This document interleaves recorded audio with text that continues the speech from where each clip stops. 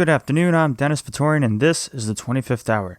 In this week's news for the week of November 8th, another coronavirus wave has set the city and state on edge, with de Blasio telling parents to get ready for school closures on Monday, and Governor Cuomo calling for a regional summit to assess new restrictions after announcing 10 p.m. curfews for businesses.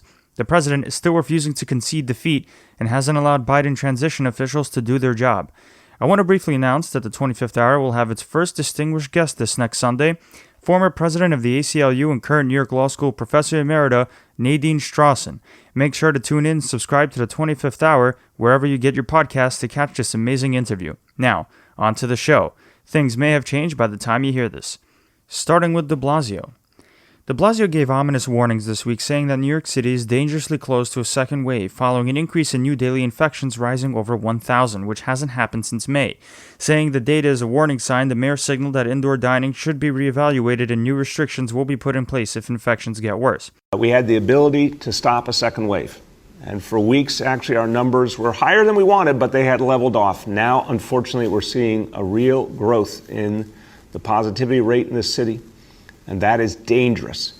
So we have one last chance to stop a second wave. It's as simple as this. This is my message to all New Yorkers today. We can stop a second wave if we act immediately, but we have one last chance.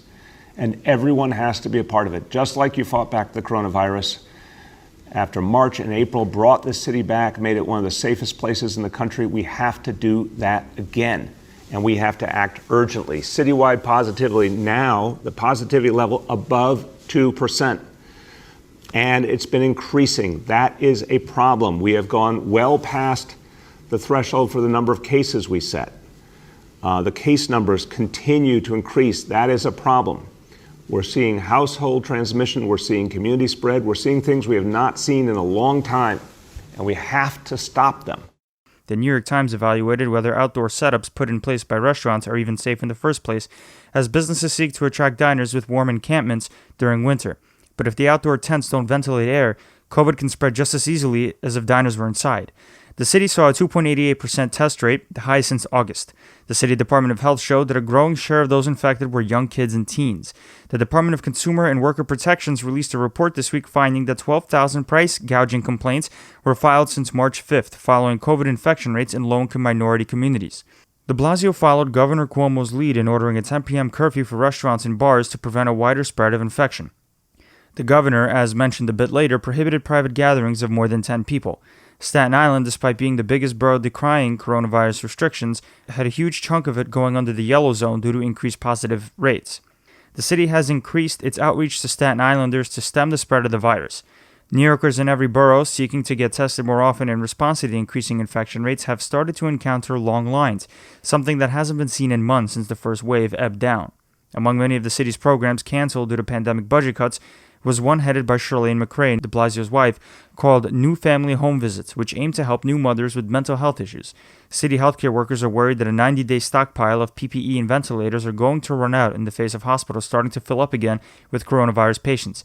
The publication The City filed a report recounting how New York City issued contracts worth $1.4 billion for medical equipment that either never materialized or wasn't the right stuff that was asked for. The New York Times reported that New York City cabbies are being pushed to the brink as well, with 81% of revenue in the taxi industry down from the same period a year ago. The MTA announced this week that it's bringing back two-way tolling to the Verrazano Bridge for the first time in 35 years, starting December 1st. The Transportation Authority said the move is aiming to decrease traffic congestion. Easy Pass users will pay $6.12 in both directions instead of $12.24 one way, while all others pay $9.50 instead of $19 one way. Staten Islanders only get charged $2.75. The City Department of Education is putting a plan in motion dealing with air ventilation for the upcoming winter months, which involves space heaters and air purifiers along with open windows to prevent students from becoming infected with coronavirus and stay warm at the same time.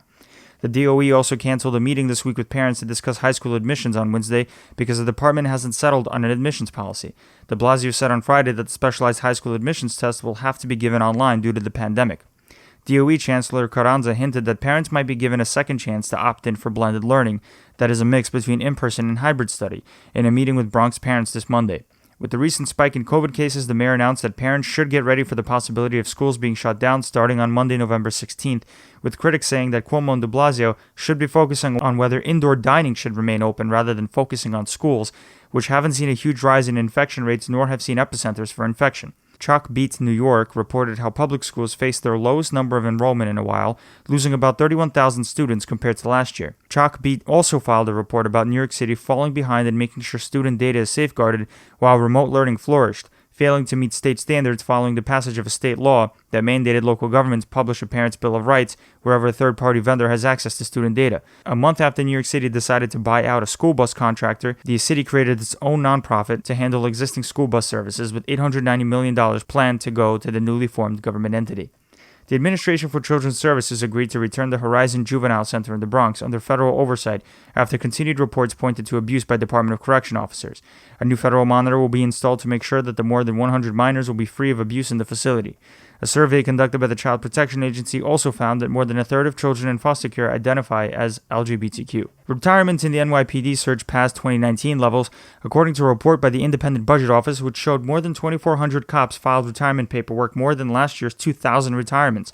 De Blasio and his wife, Shirlene McRae, announced a vague new pilot program that seeks to have mental health professionals respond to mental health 911 calls rather than uniformed officers. They didn't specify which neighborhoods would experience the pilot program or pretty much any other detail of it, which angered journalists. Public advocate Jemani Williams criticized the new approach to mental health calls, saying the plan doesn't go far enough to address serious disparities in policing. The Civilian Complaint Review Board moved forward to its notice and comment procedure for a proposed rule to investigate sexual misconduct claims against police. The NYPD agreed to not ask religious people not to take off head coverings as long as their faces aren't obstructed in a settlement with 2 Muslim women that sued the force. A Staten Island man was arrested this week for threatening to kill anti-Trump protesters, politicians, and cops.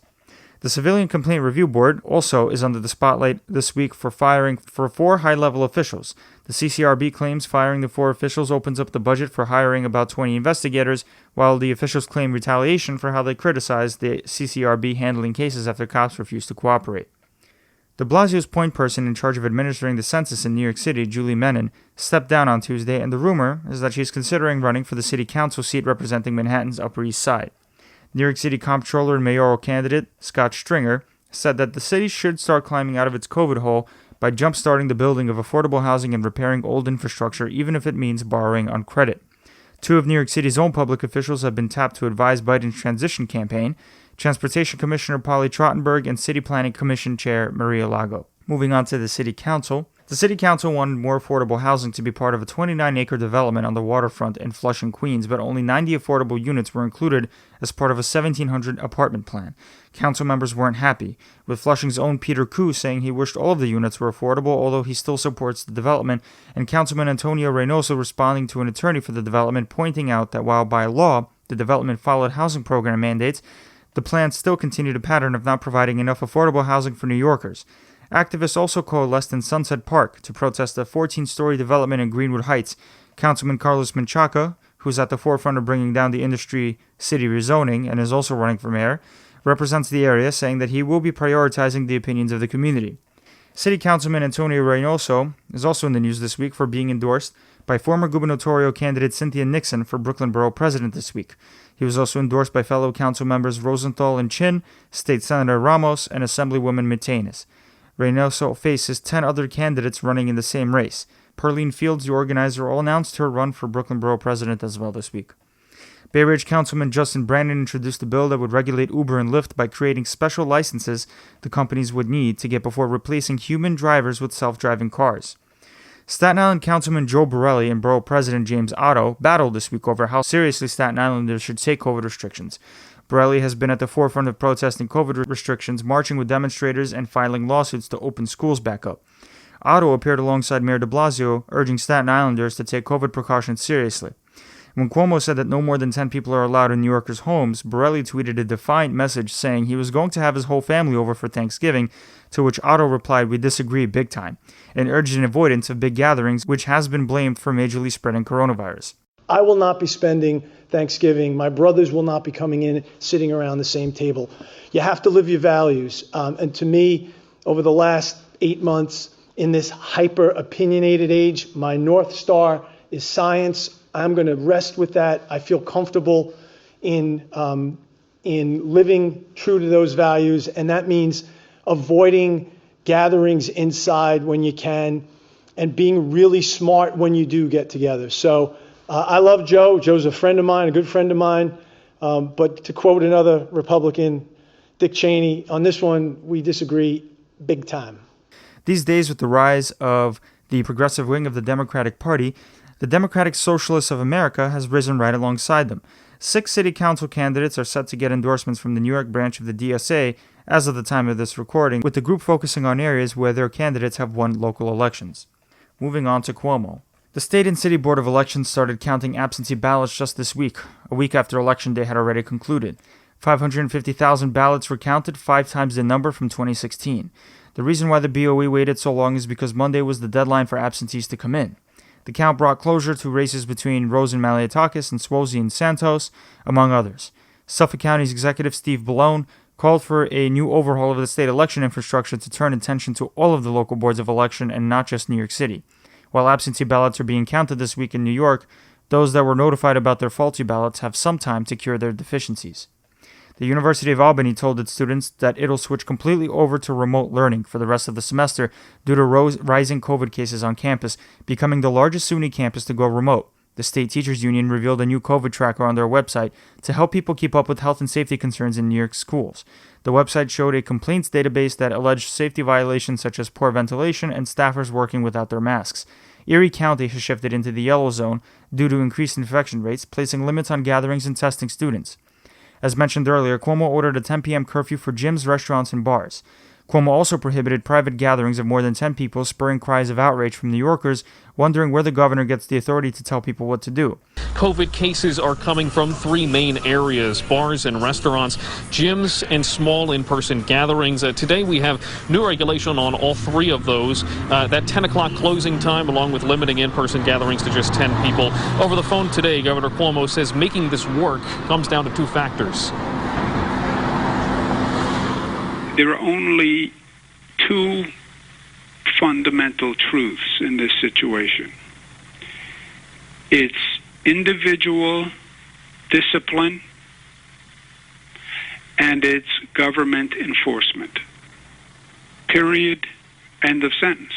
In cases of public health emergencies, courts are known for upholding most government regulations.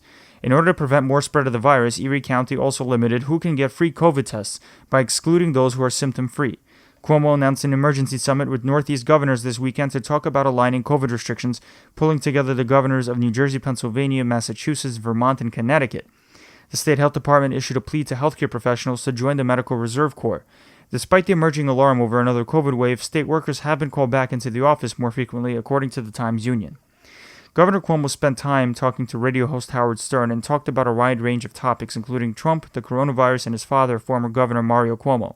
Cuomo said that with the president, he had an enemy every day, and that Trump's 4-year reality show ran its course. When it came to his father, Cuomo said that Mario lacked emotional intimacy, which affected Andrew in his childhood. You describe your father in the book as a guy who was a workaholic, a classic workaholic. Was there anger and resentment toward your father for not being available? I think there was at a stage, probably in my late teens. I never met anyone who worked like my father. I mean, to this day, I work like a lunatic, but he was literally 7 days a week.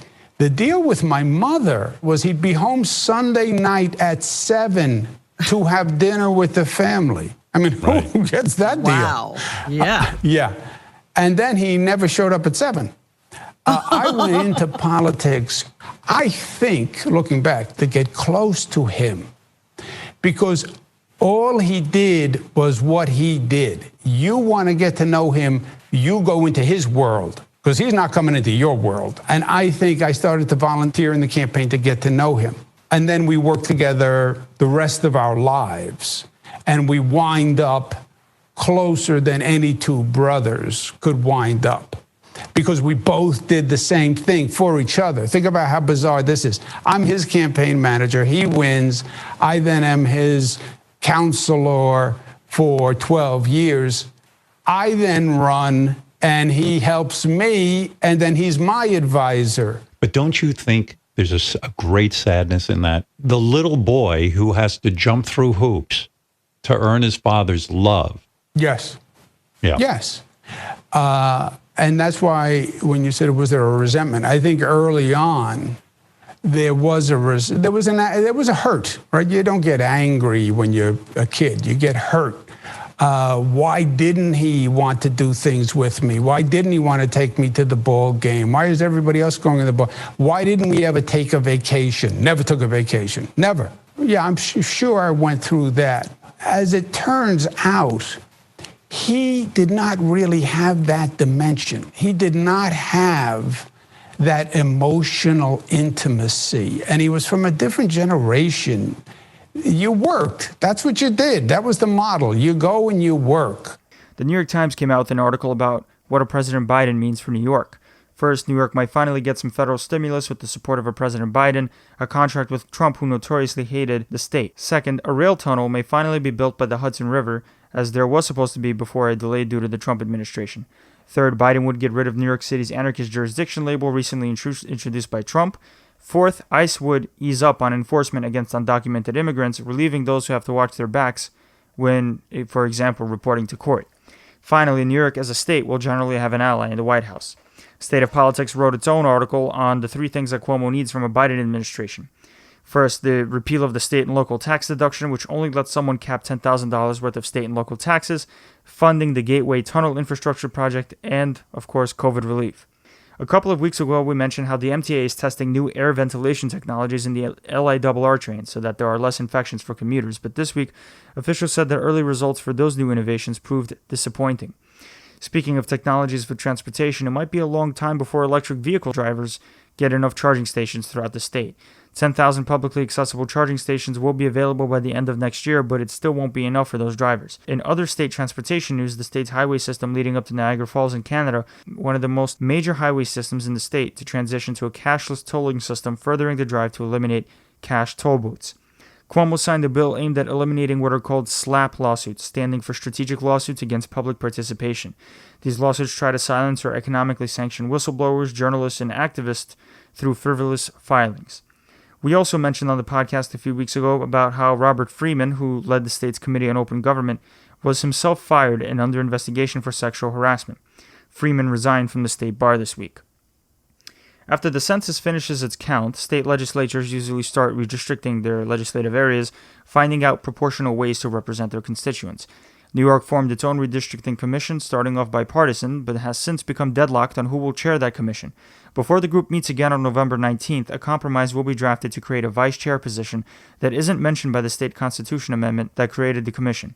Albany police officials released body camera footage where a police officer said black people are the worst fucking race in a conversation with a county sheriff's deputy. The Albany Police Department suspended the officer for 30 days. Moving on to Albany. State Senator David Carlucci introduced a bill this week that would allow the Board of Elections to count absentee ballots as they are received in order to speed up the vote counting process in the future. Last week, as physical ballots were being counted, the hope that there would be a Democratic supermajority in the Senate was disappearing. However, as absentee ballots started being counted this week, hopes are back that Democrats are going to win the 2 seats they need to make sure they can override a veto by Cuomo on legislation being passed in the chamber. William Barclay, the Republican Assembly Minority Leader, tested positive with corona on Monday. He didn't give any other information about how he got sick. State Senator Kevin Parker announced his bid to replace Scott Stringer as New York City Comptroller this week, saying he's qualified for the job due to his 18 years in the state Senate, serving a substantial amount of that time chairing the Senate Financing Committee. Assemblyman Jeffrey Dinowitz, who is outspoken in his dislike for older judges being cut from the judiciary as part of pandemic budget cuts, held a hearing on Thursday about the issue, except the Office of Court Administration didn't show up. OCA cited a lawsuit challenging the removal of the older judges as why none of their officials showed up to the hearing. Moving on to the state courts.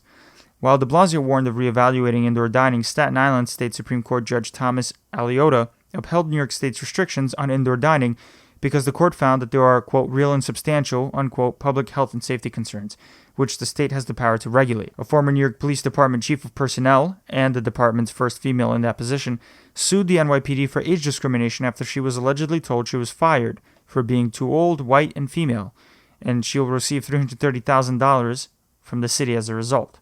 The New York Police Department has also settled a case of the transgender plaintiff who accused Bronx officers of harassing her and discriminating against her when she was arrested for walking in the park after dark. She gave her former and current ID to prove her transition and identity in general, but cops ended up also charging her for false personation.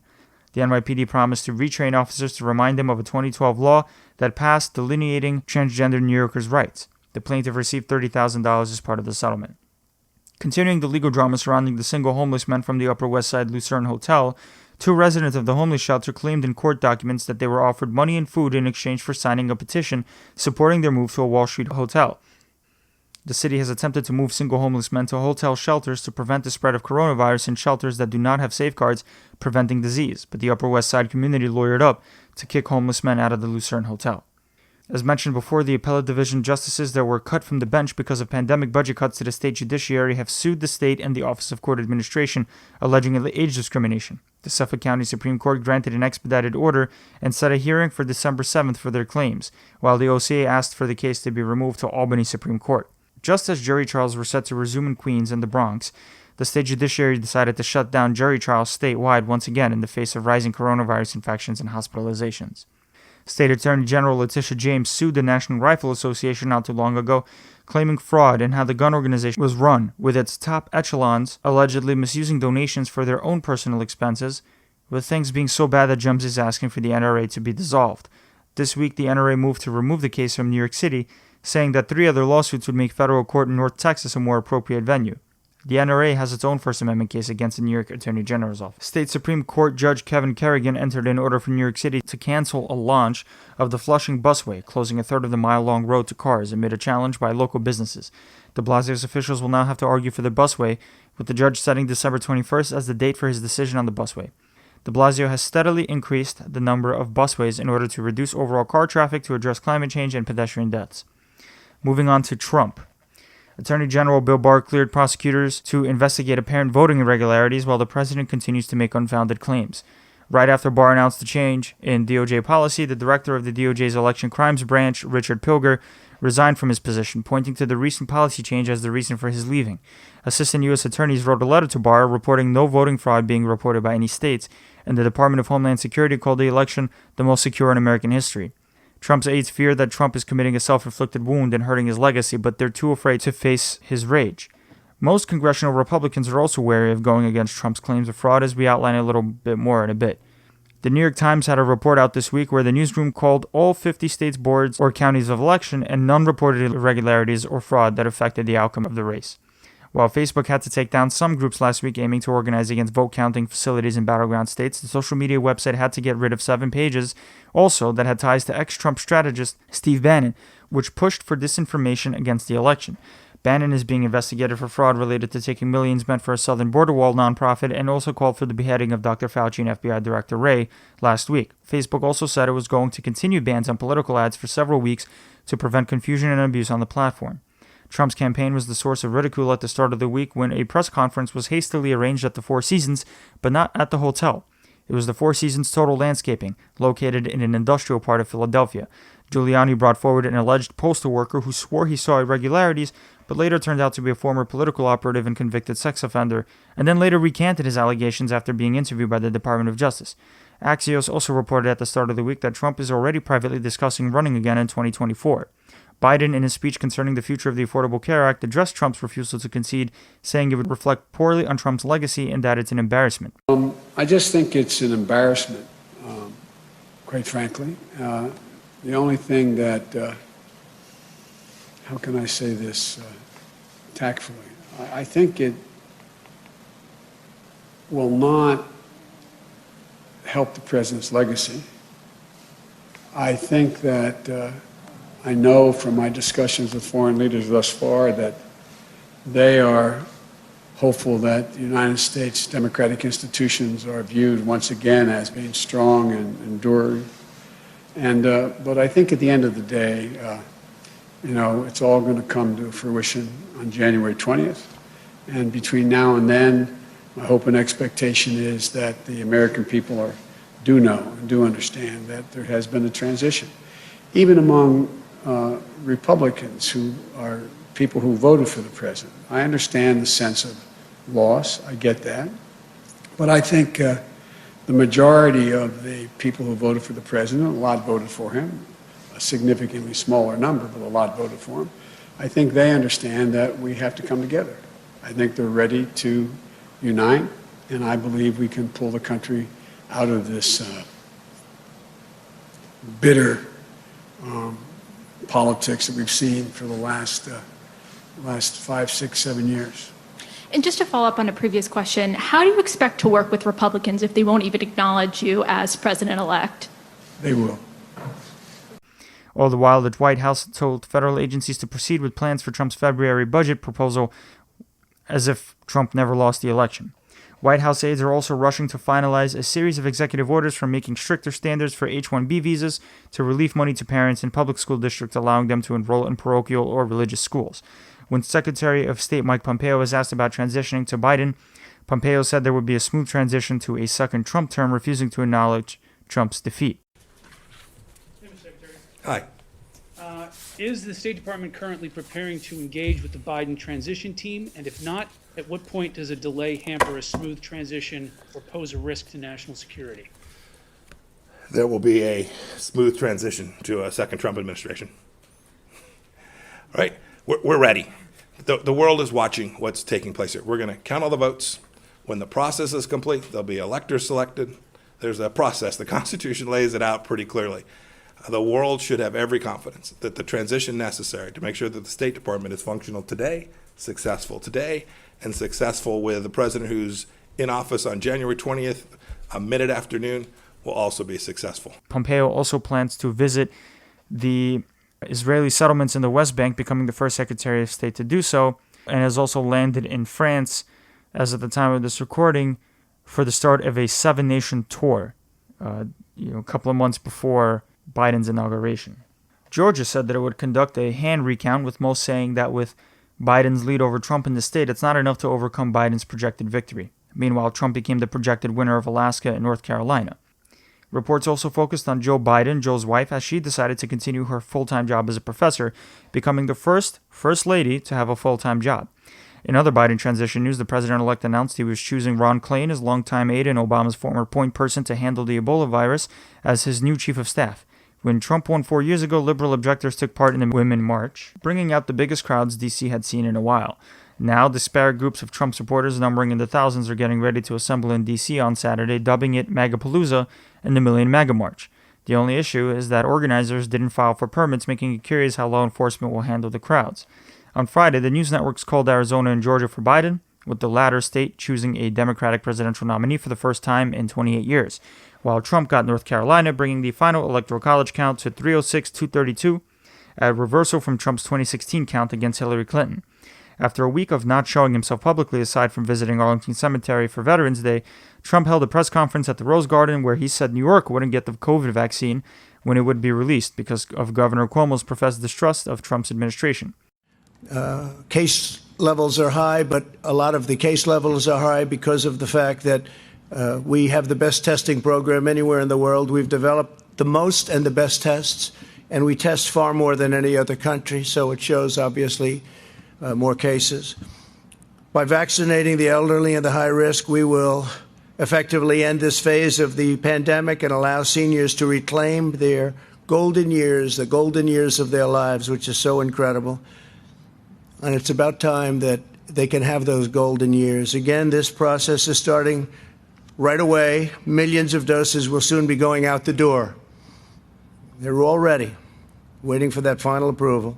As soon as April, the vaccine will be available to the entire general population, with the exception of places like New York State, where, for political reasons, the governor decided to say, and I don't think it's good politically. I think it's very bad from a health standpoint, but he wants to take his time on the vaccine. He doesn't trust where the vaccine's coming from. These are coming from the greatest companies anywhere in the world, greatest labs in the world. But he doesn't trust the fact that it's this White House, this administration. So we won't be delivering it to New York until we have authorization to do so. And that pains me to say that. This is a very successful, amazing vaccine at 90% and more. But so the Governor Cuomo, will have to let us know when he's ready for it. Otherwise, we can't be delivering it to a state that won't be giving it to its people immediately. And I know the people of New York very well. I know they want it. So the governor will let us know when he's ready. He's had some very bad editorials recently about this statement and what's happened with respect to nursing homes and his handling of nursing homes. And I hope he doesn't handle this as badly as he's handled the nursing homes. But we're ready to provide it as soon as they let us know that they'll actually use it. The president didn't concede, but vaguely referred to the possibility of a new administration. Cuomo's response to the president was to call him delusional and retaliatory. The FDA gave an emergency approval to pharmaceutical company Eli Lilly's antibody treatment, bamlanivimab, which only applies to those who are newly infected with corona, and warned that the therapy shouldn't be used on hospitalized patients and should be taken within 10 days after developing symptoms.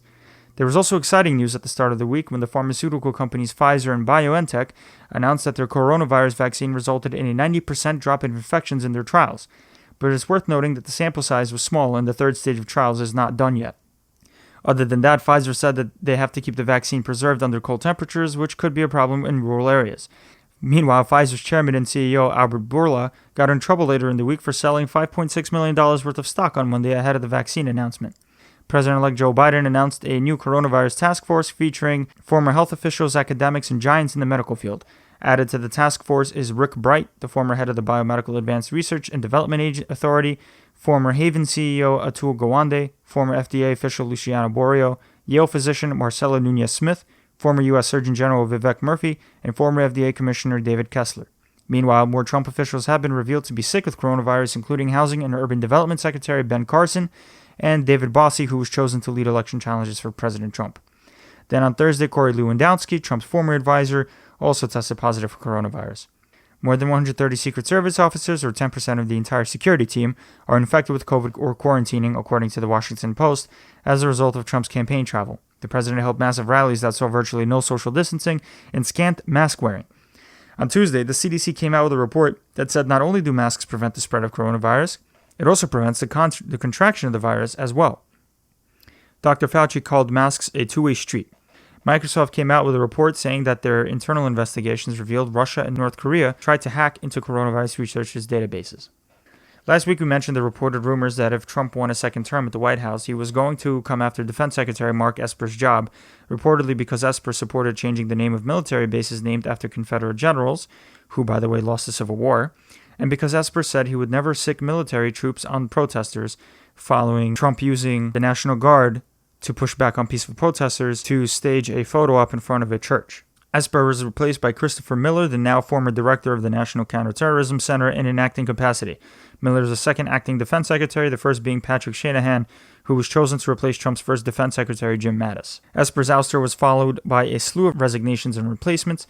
The Pentagon's acting policy chief, James Anderson, resigned a day later, being replaced with Anthony Tata, who wasn't approved for the job earlier because of Islamophobic tweets and calling Barack Obama a terrorist leader. The Defense Secretary's Chief of Staff, Jen Stewart, resigned, being replaced with Kash Patel, an aide to Congressman Devin Nunes, who was Trump's cheerleader during the Russian probes.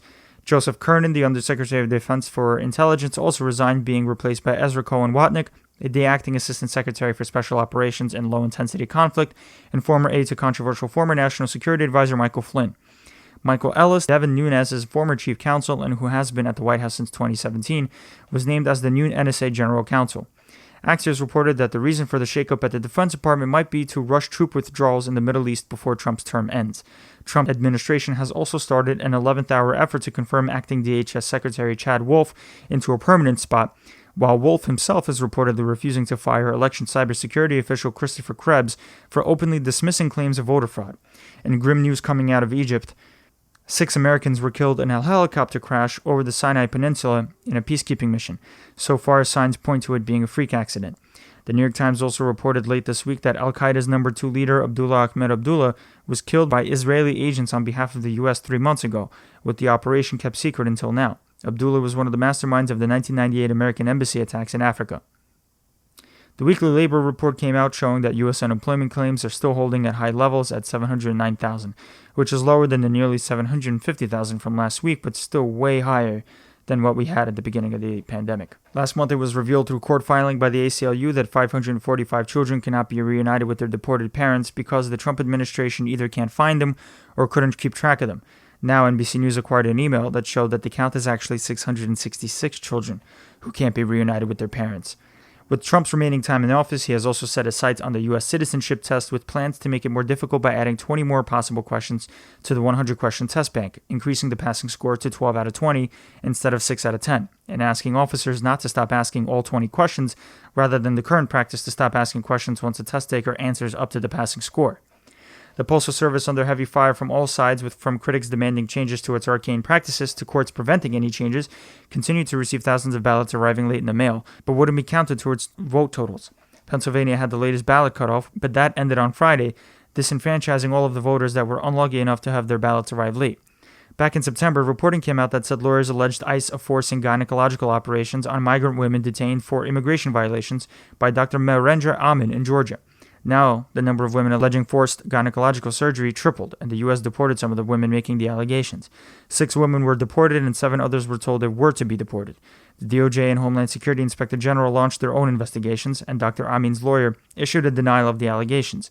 Meanwhile, the Department of Homeland Security reported that more green card holders are becoming U.S. citizens, with more than 842,000 immigrants becoming citizens last year, the highest in 11 years. Former Interior Secretary Ryan Zinke, who was pushed out by Trump amidst ethical scandals, was under investigation by the Department of Justice for those very same scandals. But the Washington Post reported how Deputy Attorney General Jeffrey Rosen, who was appointed by Trump, refused to push forward with an investigation once prosecutors presented their evidence. The DOJ's investigation has been delayed for months because Rosen said there wasn't enough for Zinke's impropriety. It seems forever ago that the country was wrapped up in the Jeffrey Epstein scandal, the late wealthy socialite who, while known for being associated with a myriad of political figures, including the Clintons and Trump, was also sexually trafficking young girls. Before Epstein hung himself in jail, he was being investigated by the Department of Justice, specifically by then United States Attorney Alex Acosta, who served as Trump's labor secretary before Eugene Scalia. The Department of Justice admonished Acosta on Friday for showing poor judgment when, as the United States Attorney in Florida, he agreed to a non-prosecution agreement with Epstein's lawyers in 2008 in exchange for Epstein pleading guilty to lesser state crimes and reporting to jail, where he only actually stayed for a bit, because Epstein was granted daily work release. Despite the admonishment, the DOJ cleared Acosta of any wrongdoing. It seems like a while ago that Trump publicly promised to ban the social media app TikTok, with everyone forgetting when that even happened. It seems the government even forgot it happened until this week, when the Commerce Department said it would be delaying enforcing an order that would have shut down TikTok. Moving on to Congress. Republicans in Congress are falling into 3 camps when it comes to Trump's fraud claims this week. Either they're against him, backing him up, or remaining silent. The ones backing him up aren't explicitly saying there's fraud, but they're saying they're backing Trump's, quote, right to take his claims to court, like House Minority Leader Kevin McCarthy and Senate Majority Leader Mitch McConnell, essentially not admitting that Biden won the election. Others, like Senator Mitt Romney, who is known for going against the president, congratulated Biden on his win. The vast majority are staying silent, fearful of activating the wrath of Trump supporters and the president himself. Everything should be on the table. Let's stand with President Trump. He stood with us. And this reminds me of the Carter Page Warren application, where they're just trying to get an outcome. Damn the law. Damn the process. All right, Senator, we'll keep watching. $500,000 you just donated to the President's Defense Fund here. Wow. You know, I saw the president's speech last night, and it was very hard to watch. The president's allegations of large-scale fraud and theft of the election are just not substantiated. I'm not aware of any significant wrongdoing here. President Trump won this election, so everyone who's listening, do not be quiet. Do not be silent about this. We cannot allow this to happen before our very eyes. We unite together. You don't need to be a Republican. You believe in every legal vote needs to count. You believe in the American process. Join together and let's stop this. Because I know there's a lot of people who think this election is stolen. A lot of people think there is fraud. And you know what? There may be fraud. There may be all the. We don't know that right now. And for the president to go out there and claim that without any evidence of that is dangerous. And I just would say to the president, you know, there may be some validity in some of the things that you believe, but to go out there and suggest that this is rigged, or that counting votes in my home state by clerks all over 67 counties, and as you kept losing votes, was somehow rigged. No, Democrats voted by mail. That's why your lead went away. Look, if everyone in America wants a free and fair election, they want every single vote to be counted. It's a cornerstone of our whole process. Every state is, I think, working really hard to make sure those votes are counted. But just frivolous lawsuits, to drag this out if there's no merit to them absolutely is wrong for the country. The next session of Congress is also said to be the most diverse in history, with a record number of women, LGBTQ, and minority members coming into the chamber. In the House, Max Rose has conceded in the House race for his seat, setting the stage for Assemblywoman Nicole Malliotakis, who said in an interview with City and State that she is setting her sights on the Squad, the group of progressive congresswomen including AOC, Ayanna Pressley, Ilhan Omar, and Rashida Tlaib, by forming her own, quote, anti-socialist squad. Hakeem Jeffries, chair of the House Democratic Caucus, is running again for his chairmanship, making him the fifth most powerful Democrat in the House. Jeffries represents parts of eastern and southern Brooklyn, as well as parts of Queens, making up the 8th Congressional District. Republican House Minority Leader Kevin McCarthy promised that Republicans will take the House in 2022, citing Republicans' gains among women and minorities. Progressive stalwart Alexandria Ocasio-Cortez has been out front after the election talking about how progressives fared this time around, lamenting the fact that moderates are setting their sights on their more leftist Democratic colleagues instead of aiming their fire on Republicans. With absentee ballots being counted this week in New York, Democratic Representative from Utica Anthony Brandisi gained an almost 7,400 vote lead over Republican challenger Claudia Tenney, and another moderate Republican, Representative John Katko, held on to his seat representing Central New York, beating Dana Balter for a fourth term in the House. In the Senate, after most of the ballots were counted, the race for North Carolina's Senate seat were called for incumbent Republican Tom Tillis. Democratic challenger Cal Cunningham called Tillis to concede on Tuesday. Despite Cunningham falling into a sexual infidelity controversy, the race was extremely tight, but in the end, Tillis eked it out. The runoff elections for both Georgia Senate seats hanging control of the chamber in the balance are set for January 5th. Republican incumbents Kelly Loeffler and David Perdue will be facing off against Democrats Reverend Raphael Warnock and John Ossoff, respectively. Both Loeffler and Perdue wrote to the Republican administrator of the state's election, alleging improprieties in the voting process but didn't point to any specific examples. A Republican leading polls show that Loeffler leads Warnock 49-48, while Perdue leads Ossoff 50-46. With Republican Dan Sullivan's recent win in Alaska bringing the number of GOP seats to 50, the two Georgia runoffs have become crucial to any chance for Democrats to control D.C. Democrats are looking to former Georgia gubernatorial candidate Stacey Abrams for repeating the same ground operation she achieved for the presidential election. The Republican National Committee, meanwhile, is reportedly planning to spend at least $20 million in the race. While the power of the Senate hangs in the balance, McConnell and Chuck Schumer were re-elected to be the leaders of the Senate Republican and Democratic groups, respectively. An increasing number of Republican senators have called for the Trump administration to allow Biden to receive daily national security briefings, a normal occurrence for the winner of a presidential election to receive before being inaugurated. Senators Rubio, Rounds, Romney, Toomey, and Langford have made statements in support of Biden receiving security briefings, with Langford saying that if Biden doesn't receive the briefings, he'll step in. There's nothing wrong with Vice President Biden getting the briefings to be able to prepare himself and so that he can be ready. The president's already getting those. There's nothing wrong with the former vice president getting those. Kamala Harris is on the Intelligence Committee. She has all the clearances that she needs to be able to do that. There is no loss from him getting the briefings and to be able to do that. And if that's not occurring by Friday, I will step in as well and to be able to push and to say this needs to occur so that regardless of the outcome of the election, whichever way that it goes, people can be ready for that actual task. I can assure you there will be a peaceful transition of power in the United States. I don't hear things other than some of the national media circles that are constantly spinning that Trump won't relent, Trump won't relent. When I talk to his team and I talk to the folks around him, they say that's absolutely absurd. We just want to know all the votes have been counted, that these are legal votes. It is within our right to be able to do that, and we're going to do that. Even former Trump Chief of Staff Mark Kelly criticized Trump over the delay in letting Biden's transition team work and Biden not getting intelligence briefings, saying that it becomes a national security concern. On to the judicial branch. The landmark healthcare law known as Obamacare was once again put to the legal test this Tuesday as the Supreme Court heard whether the law should stay in place without its individual mandate. With Justice Barrett establishing a 6-3 conservative majority, it's a real possibility that the court can choose to strike down the Affordable Care Act despite most legal commentators laughing off the logic of its challengers. This is the third time the law is heard by the court, and if the court strikes it down, nearly 20 million people can lose their health insurance.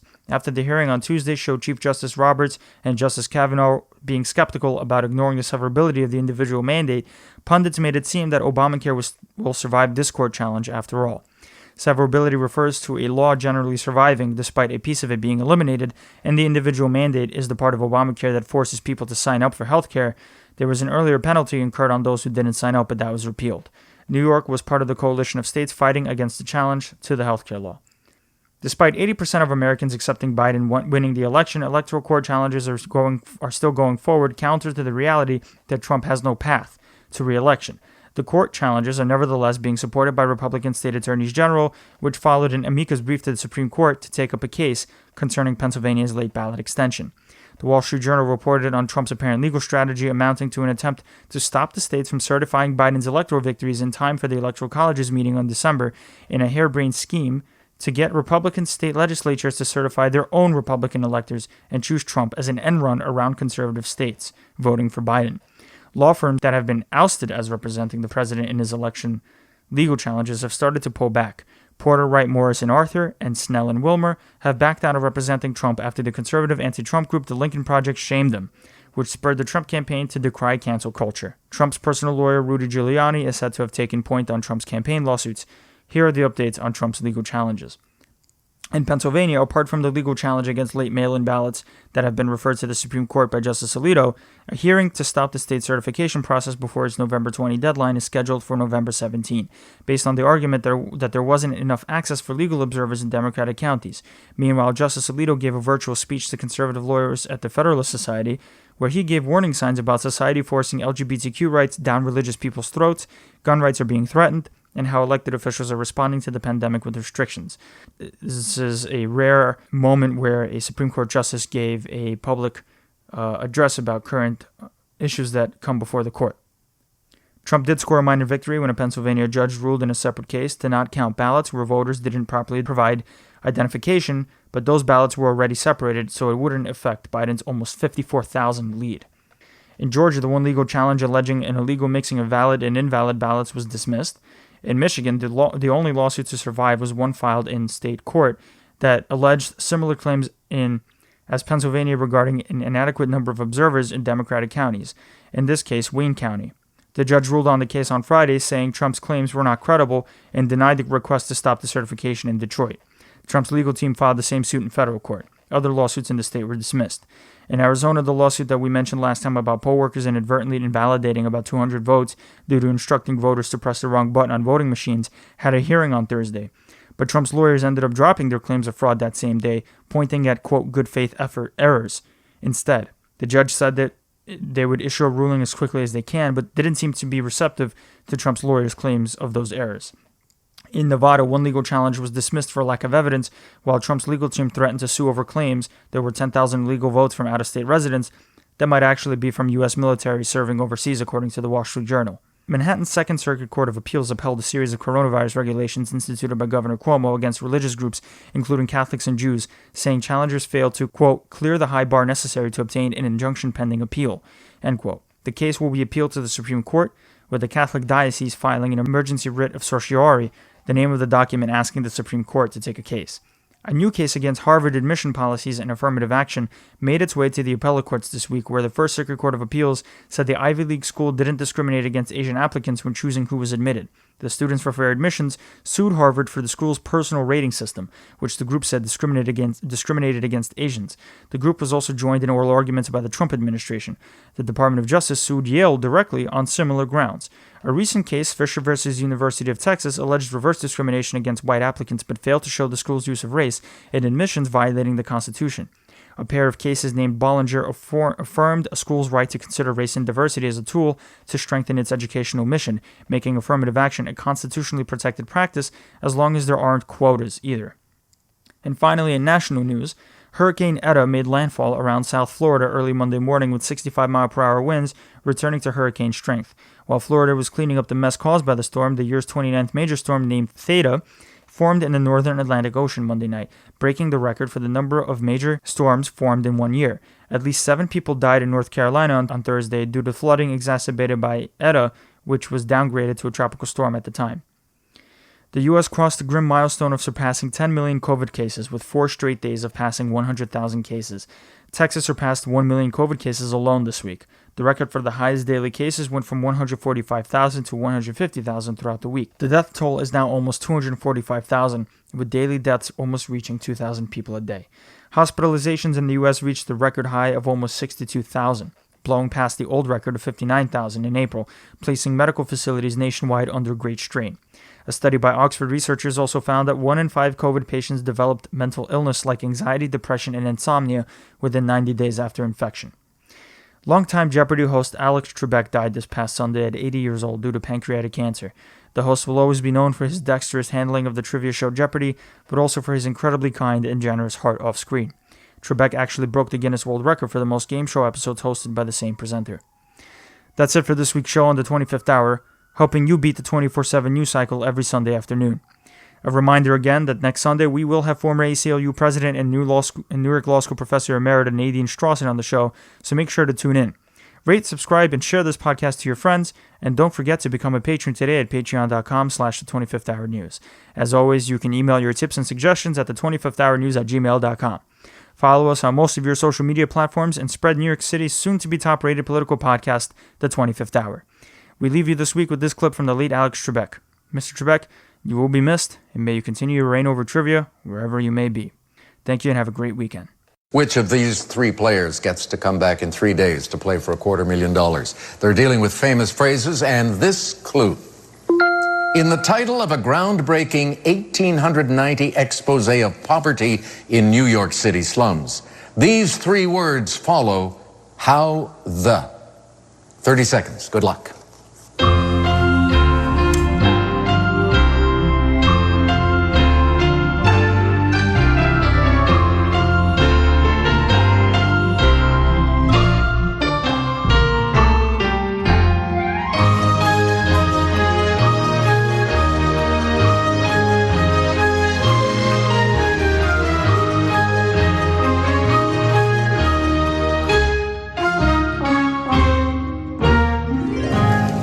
You're smiling.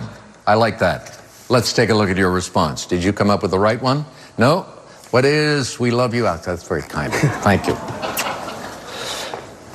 Cost you $19.95. You're left with $5. Okay.